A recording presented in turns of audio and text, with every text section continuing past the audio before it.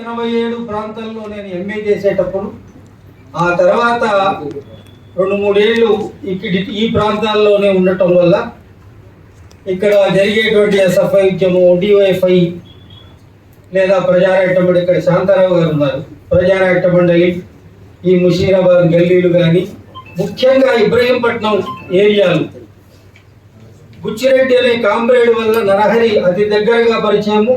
ఆ చెక్కడపల్లి పక్కన సందులో బుచ్చిరెడ్డిలు ఉంటే అక్కడ నరహరి మనసుకు దగ్గరగా వచ్చిన మిత్రుడు. అతని త్యాగము, అతని మరణము అతనికి సంబంధించింది దీంట్లో ఉంది.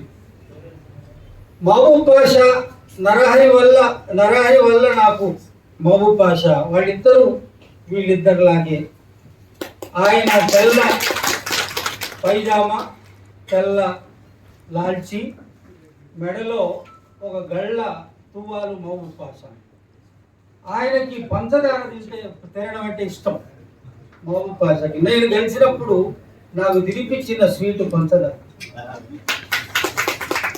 ఏం మనుషులు, ఏ ఉద్యమము, ఏ రకమైన త్యాగము. ఇవాళ సీటు రాకపోతే బాధపడే మనుషులు, 4 ప్లాట్లు కొనుక్కోకపోతే అయ్యో మనం ప్లాట్లు కొనుక్కోలేక డబ్బులు రాలేదు అని బాధపడే మనుషులు, అయ్యో నేను ఉద్యోగాలు ఉండగానే గట్టిగుండగానే ఒక 2 ఎకరాలు కొనుక్కుంటూ పోయేదని బాధపడే మనుషులు, వందల ఎకరాలు త్యాగం చేసిన వాళ్ళు మనం సునాయాసంగా మర్చిపోతున్నాం. ఒక అసెంబ్లీ సీటు రాకపోతే అయ్యో మన ఉద్యమం ఏమైంది అని బాధపడుతున్నాం. మనకు ఒక ఎమ్మెల్సీ సీట్ ఇవ్వకపోతే వాడెవడో ఇయ్యలేదు, ఇంతేనా ఉద్యమం అని తిట్టుకుంటున్నాం. ఈ త్యాగాల ముందు ఈ త్యాగాలు చేసిన వాళ్ళు ఒక ఎమ్మెల్యే సీట్ వస్తుందని త్యాగాలు చేశారా? ఒక ఎంపీ సీట్ వస్తుందని త్యాగం చేశారా? అదే పక్కన అన్నం తినకపోతే, ఇటువంటి 10 మంది అన్నం తినకపోతే, ఇటువంటి 100 మంది అన్నం తినకపోతే వాళ్ళు అన్నం తినాలని పోరాడేటువంటి వాళ్ళు కమ్యూనిస్టులు. వాళ్ళకు అన్నం గింజలు దొరకాలని పోరాడేటువంటి వాళ్ళు కమ్యూనిస్టులు. ఒకడెవడో నీ భూమిని లాక్కుంటే, నీలాంటి 100 మంది భూములు లాక్కుంటుంటే అలా లాక్కోకూడదని నలుగురిని పోగేసి దానికోసం పదండి ముందుకు, పదండి తోసుకు పోదాం పైకి.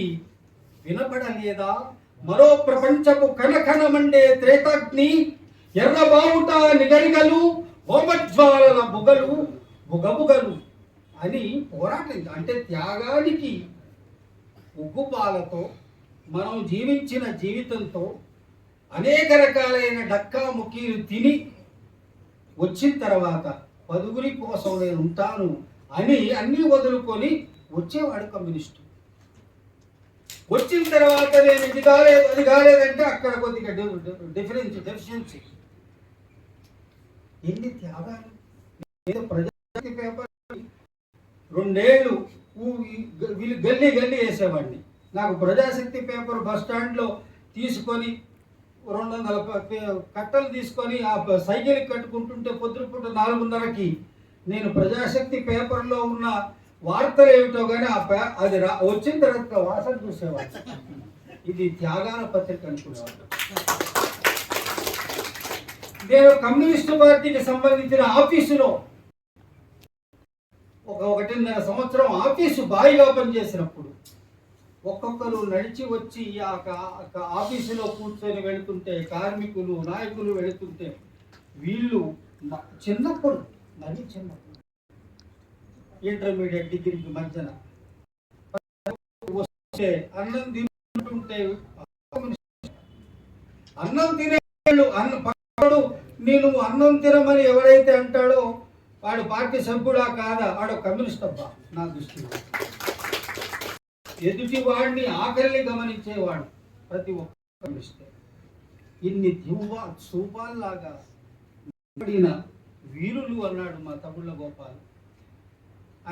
ఇంకొక ఆయన ముందు మాట రాస్తూ పోరు కాదన్నాడు. ఇంకొక ఆయన ముందు మాట పేర్లు నాకు ఎందుకో ఉద్వేగంలో మర్చిపోతా. వీరులకు మరణం లేదన్నాడు అరగట్టి వెంకటేష్, అన్నాడు కోట రమేష్. ఇదంతా దుఃఖం ఆదిత్యుడు తప్పు కాదా? మనము నడిచి వచ్చే నాకు 62 నరహరిని నేను చూసింది 89 ప్రాంతం, 89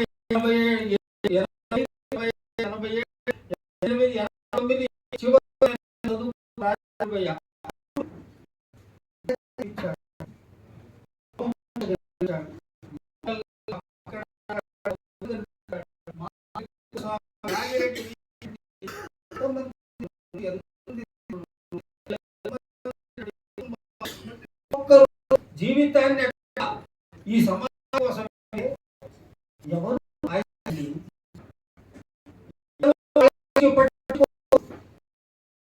త్యాగాలే కాదురా, ఈ మధ్యలో చాలా మంది త్యాగాలు చేసిన ఉన్నారా. ఇందాక నా మిత్రుడు చెప్పాడు, 100,000 చచ్చిపోయారు. నువ్వు నీకపోతే అందువల్ల విజయ్ విప్లవ్ లాంటి వాడు అక్కడ ఈ 14 మంది రాయడం, కొన్ని వందల మంది త్యాగాలకు సంబంధించిన చరిత్రలు మన పక్కనే ఉన్నాయి, ఇళ్లలో ఉన్న ఊళ్ళలో ఉన్నాయి. అవన్నీ ఏదో ఒక రకంగా రాయాల్సిన అవసరం ఉంది. ఆత్మకథలు రావాలి.